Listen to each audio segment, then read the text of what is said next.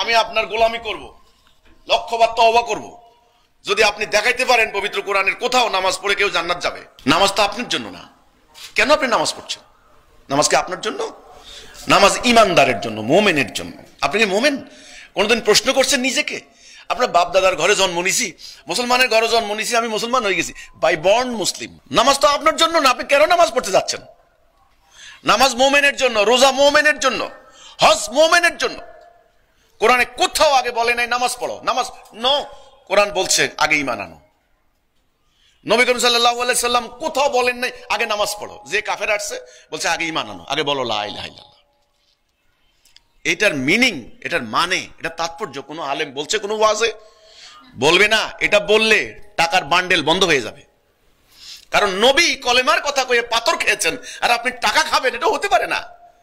আপনি মুরগির রান খাবেন, আপনাকে হেলিকপ্টারে নিয়ে যাবে। আমি তো ইসলামের কথা বলি, আমাকে কথা বলতে দেওয়া হচ্ছে না কেন? কলেমার মূল কথা বলেন।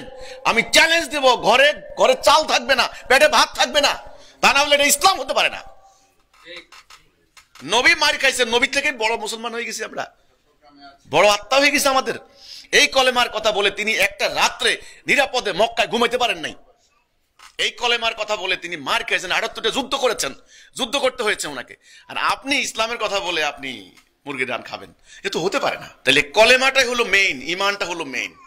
লা ইলাহ, মানি না কোনো ইলাহ ইল্লাল্লাহ, আল্লাহ ছাড়া। আল্লাহ ছাড়া আমি কারো হুকুম বিধান মানি না। এটা হলো প্রথম অঙ্গীকার নামাজ পড়ে। এই অঙ্গীকারটা যে করবে সে মোমেন। সুম্মা লাম ইয়ারতাবু, এটার উপরে ইতমিনান হতে হবে, দাঁড়িয়ে থাকতে হবে।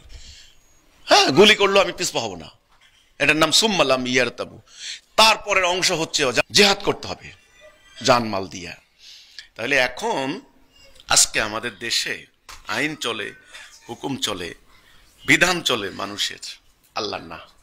লা ইলাহা ইল্লাল্লাহ মানে আমি আল্লাহর বিধান ছাড়া কারো বিধান মানি না। ওকে, এবার আপনি বিয়ে করতে বসছেন, এখানে আল্লাহর কি বিধান আছে আপনি সেটা মানবেন। ব্যবসা করতে বসছেন, ব্যবসায় আল্লাহর কি বিধান আছে সেটা মানবেন। আল্লাহ বলছেন সুদ খাইবেন না, সুদ হারাম, অর্থনীতি চলে সুদের। এই আয়াত কোন হুজুরে না জানে? সবাই সুদ খায়।